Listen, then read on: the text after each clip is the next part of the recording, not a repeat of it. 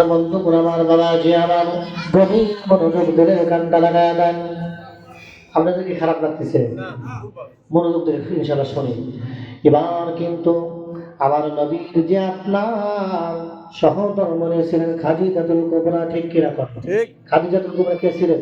নবীজি স্ত্রী, সহধর্মণি, শ্রেষ্ঠ স্ত্রী ছিলেন। জোরে বলুন না সুবহানাল্লাহ।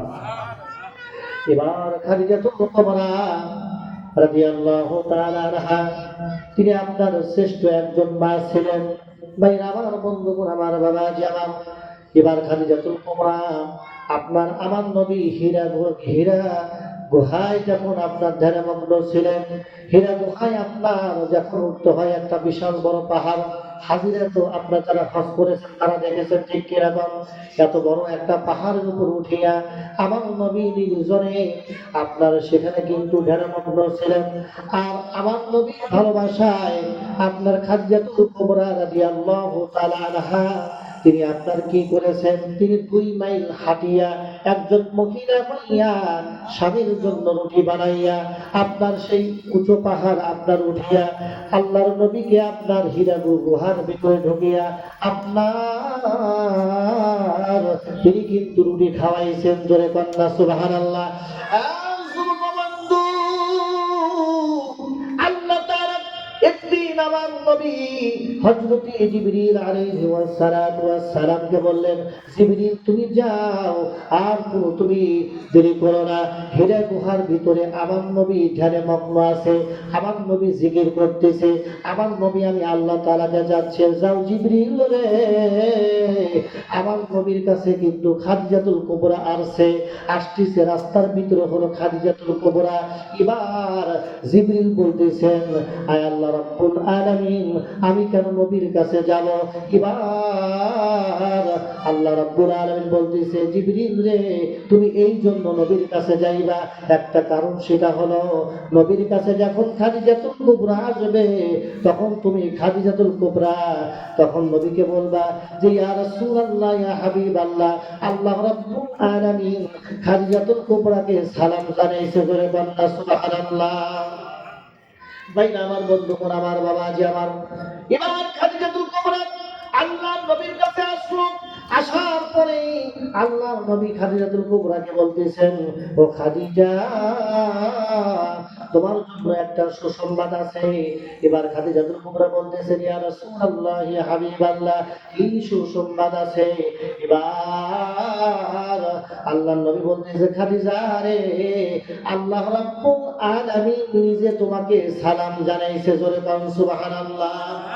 ভাইরা আমার, বন্ধুগণ আমার, বাবাজি আমার, তাহলে খাদিজাতুল কুবরা কিন্তু একজন মা জাতি, ঠিক কিনা? খাদিজাতুল কুবরা হলো একজন নারী।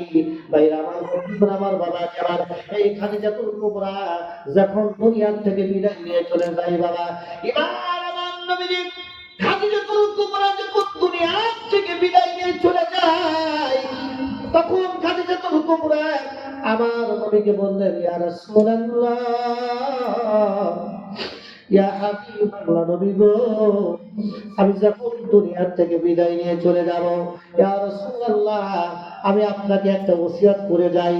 ওসিয়তটা হলো, আমার কবরে আপনার যে জুব্বা আছে, আমার আপনি কোনো কাফন দিবেন না, আপনার জুব্বাটা আমার গায়ে লাগাইয়া আপনি আমাকে কবরে শোয়া দিবেন। ইয়া রাসূলুল্লাহ, তাহলে আমার যদি খাদিজার আযাব হয়, একটা কারণে আমার আযাব হবে না, বিশ্ব নবীর জুব্বা আমার গায়ে পরানো। জোরে দাও সুবহানাল্লাহ। ভাইরা আমার, বন্ধুগণ আমার, বাবাজি আমার, এবার খাদিজাতুল কুবরা সত্য সত্য দুনিয়া থেকে বিদায় নিয়ে চলে গেল। বিদায় নিয়ে যখন চলে গেল, এবার খাদিজাতুল কুবরার পাশে আপনার তার যে মেয়ে ছিলেন, জগৎবাসীর জান্নাতের সরদারনি ফাতিমাতুল জোহরা বিনাইয়া বিনাইয়া কান্দে। জোরে বলুন সুবহানাল্লাহ। হযরত ফাতিমাতুল জোহরা আপনার মায়ের পাশে দাঁড়াইয়া, মা জননীর মাথার কাছে বসিয়া ফাতেমা বিনাইয়া বিনাইয়া কান্দে, বলে, আব্বা গো, আজকে আমার মা জননী দুনিয়া থেকে বিদায় নিয়ে চলে গেছে। আব্বা, আমি কারে মা বলে ডাকবো? এবার আল্লাহর নবী সান্ত্বনা দেয়, ও মা ফাতিমা, তোমার তো মা নাই, তোমার মা দুনিয়া থেকে বিদায় নিয়ে চলে গেছে, তুমি কোনো টেনশন করো না, আমি তো আছি, আমি তোমার পিতা আছি। এবং তো এবার আজি তখন ফাতেমা বলতেছে, আব্বা, দুনিয়ার বুকে শ্রেষ্ঠ যে নিয়ামত সেটা হলো মা। আমি যদি না খেয়ে থাকি আব্বা, আমার মা জন্মে আমাকে খাওয়ায়া দেয়, কিন্তু আজকের থেকে আমার মা তো চলে গেছে, আমাকে কে খাওয়াইবে? বদলে তখন আল্লাহ নবী সান্ত্বনা দেয়, হ্যাঁ ফাতিমা, তোমার কোনো টেনশন করা লাগবে না, আমি আমি নবী তোমার বাবা, তোমার মায়ের জন্য দোয়া করি, আল্লাহ রাব্বুল আলামিন যেন তোমার মাকে জান্নাতের উচ্চ মাকাম দান করে জান্নাতের পাখি বানায় দেয়। জোরে বল সুবহানাল্লাহ। ভাই আমার বন্ধুগণ, আমার বাবা যে আমার, তারপর ফাতেমার কান্না বন্ধ হয় না। ইমাম ফাতেমা তুজ-জোহরা রাদিয়াল্লাহু তাআলা আনহা বললেন, ও আব্বা, আমার মা এত সুন্দর মা ছিল, আমার মার চেহারার দিকে যখন তাকাইছিলাম তখন আমার খোদাটা নিবৃত্ত হয়ে গেল। না না না, আমার মাকে ছাড়া আমি বাঁচবো না। বন্ধু, একটু গভীর ভাবে চিন্তা করে দেখবেন বাবা, তাহলে আপনি কিন্তু একটু চিন্তা করে দেখবেন, যখন কোন মহিলা দুনিয়ার থেকে বিদায় নেয় সব চাইতে বেশি কাঁদে কিন্তু আপনার মেয়েরা, ঠিক কিরকম? ভাই আমার বন্ধুগণ, আমার বাবাজি আমার, আল্লাহর নবী এই জন্য বলেছেন, ও দুনিয়ার মানুষেরা, তোমরা যদি আল্লাহকে পাইতে চাও, তোমরা যদি আমি নবীকে পাইতে চাও, তোমরা যদি আল্লাহর আটখানা জান্নাত পাইতে চাও, তাহলে মা বাবাকে ভালোবাসো, মা বাবাকে সম্মান করো, মা বাবাকে শ্রদ্ধা করো। এটা যদি করতে পারো তাহলে আমি আল্লাহর কথা দিলাম তোমাদেরকে জান্নাত দেব, জান্নাত দেওয়ার পরে আমার নবীর সঙ্গে থাকতে দেব, এবং মাঝে মাঝে আমি আল্লাহ তোমাদের সঙ্গে সাক্ষাৎ করব। জোরে কন্যা সুবহানাল্লাহ। গভীর মনোযোগ দিয়ে শুনবেন। হযরত আলকামা রাদিয়াল্লাহু তাআলা আনহু আপনার মৃত্যু সজ্জায় যখন চলে গেল বাবা, এমন অবস্থায় হযরতে আলকামা আপনার বিছানার মধ্যে পড়ে গেছে। এবার হযরতে আলকামা তার কানের কাছে মানুষরা বলে, লা ইলাহা ইল্লাল্লাহ মুহাম্মাদুর রাসূলুল্লাহ, কালেমা পড়ে, কিন্তু আলকামার কণ্ঠ দিয়ে কালেমা বের হয় না, আলকামার জিহ্বা দিয়ে কালেমা পড়তে পারে না, আলকামা আল্লাহর নাম নিতে পারে না। এবার আলকামার মৃত্যুর যন্ত্রণা শুরু হয়ে গেছে বাবা।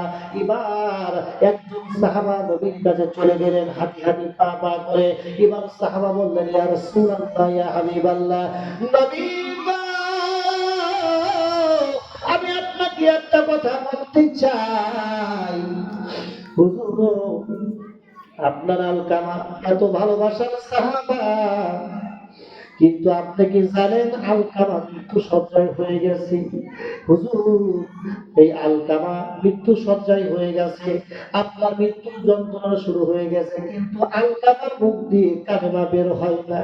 এবার আমার নবী তো টেনশনের মধ্যে পড়ে গেলেন, আমার নবী চিন্তার মধ্যে পড়ে গেলেন, কিন্তু আমার নবীকে জানায়া দিলেন আল্লাহ, বন্ধু, আপনি আলকামাকে যা বলেন, আলকামারে, তুই কি তোর মার সঙ্গে বেয়াদবি করেছিস? জোরে কন্যা সুবহানাল্লাহ। তাই আমার বন্ধুগণ, আমার বাবাজি আমার, আজকে কিন্তু আমাকে বলেছেন, হুজুর কোন কথা বলবেন না, যে কোনো একটা সাবজেক্ট ধরবেন, ঠিক কিনা কোন বাবা? এই জন্য কিন্তু আমি মা বাবার দিকে আছি। জোরে কন্যা মারহাবা। এরপর পরে আল্লাহুম্মা